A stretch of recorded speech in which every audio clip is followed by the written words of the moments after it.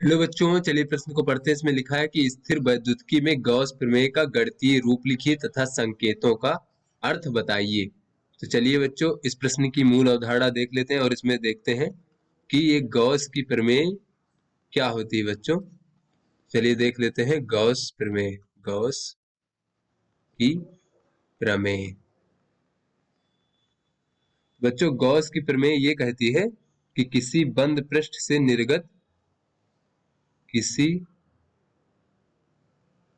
बंद पृष्ठ से निर्गत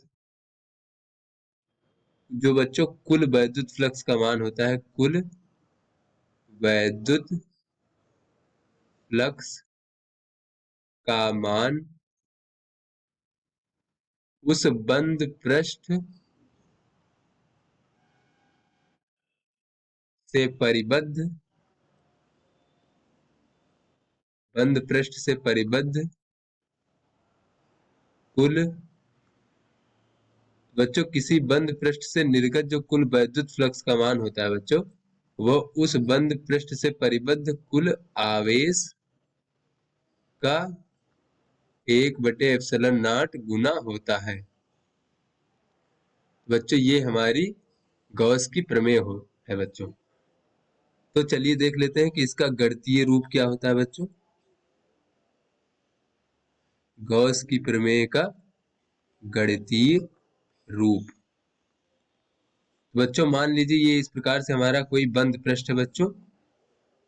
इस प्रकार से बंद पृष्ठ, इसे बच्चों हम लोग गॉसियन पृष्ठ भी कहते हैं। इसके भीतर बच्चों इस प्रकार से आवेश का वितरण है इस प्रकार से, और इस बंद पृष्ठ से परिबद्ध कुल आवेश का मान अगर क्यू है बच्चों, तो इस बंद पृष्ठ से निर्गत कुल वैद्युत फ्लक्स फाई ई का मान होता है बच्चों क्यू भागे एप्सिलॉन 0, और इसको लिखा जाता है बच्चों क्यू परिबद्ध।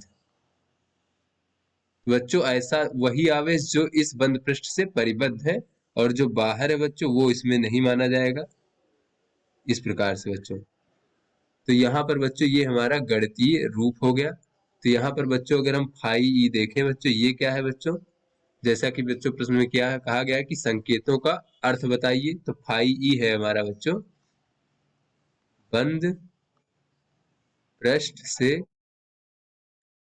निर्गत कुल वैद्युत फ्लक्स, कुल वैद्युत फ्लक्स। और बच्चों ये जो हमारा क्यू परिबद्ध है, ये बच्चों हमारा बंद पृष्ठ से परिबद्ध कुल आवेश, बंद पृष्ठ से परिबद्ध